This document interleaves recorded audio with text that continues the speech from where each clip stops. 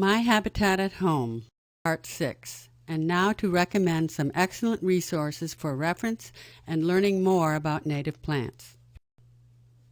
The Virginia Native Plant Society, with its wonderful website, is an excellent resource. This is the Potomac chapter page representing Northern Virginia. The NPS is also on Facebook. The chapter has a number of propagation beds at Green Spring Gardens in Alexandria, Virginia, where volunteers grow native plants for their annual spring and fall sales held at Green Spring. They also sell native plants on the morning of the first Wednesday each month from April through October.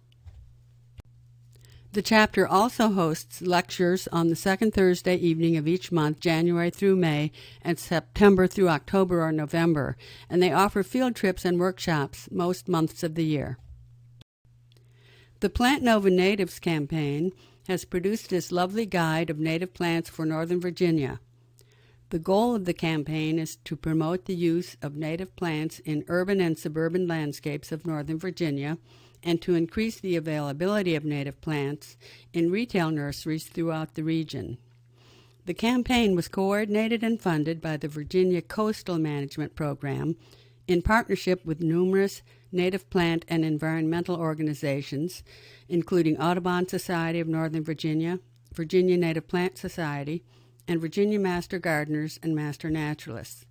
The guide is sold for $5, and it can also be accessed online for free. The guide contains a wealth of information, and the website where you can access it has information not included in the guide itself, such as the list of the annual local native plant sales and nurseries.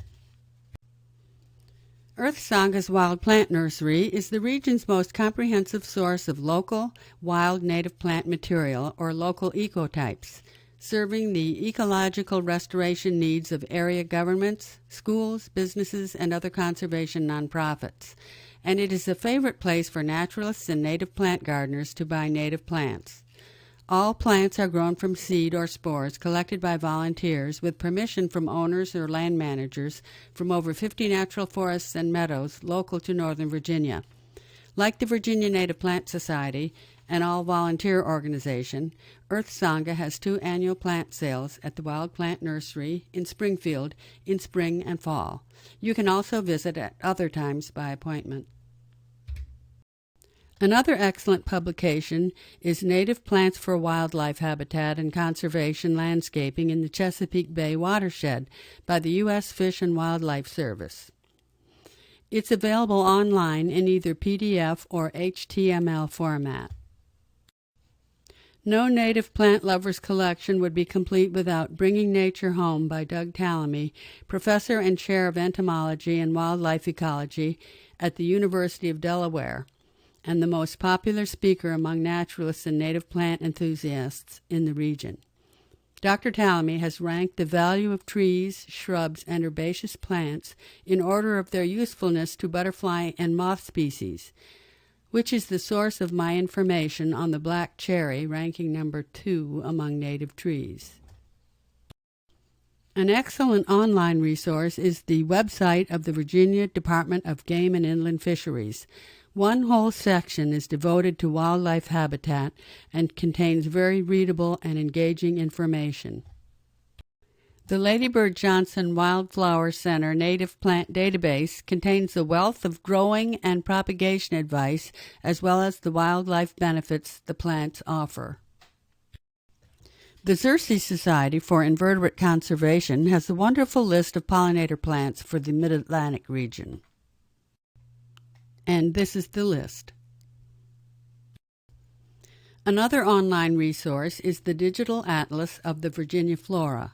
You can search for a plant by scientific or common name. When the next screen appears, there might be one plant species listed or several varieties of that species. Select one and click on the plant name to access another screen with a map of Virginia counties, indicating with a dot in which counties the plant has been found in the wild. This is important to people who want to use the most locally native plants. This plant, Houstonia caerulea or bluets, is found in nearly every county of Virginia. This one, Houstonia pusilla, or tiny bluets, as you can see, is not as common. It doesn't appear in the northern Virginia counties, and so if you wanted only the most locally native plants, you would not choose this one. Another local and online resource is the Audubon Society of Northern Virginia with its Audubon at Home program, where you can request a volunteer coordinator to contact you to advise you about establishing a wildlife sanctuary or scheduling a site visit to certify your property.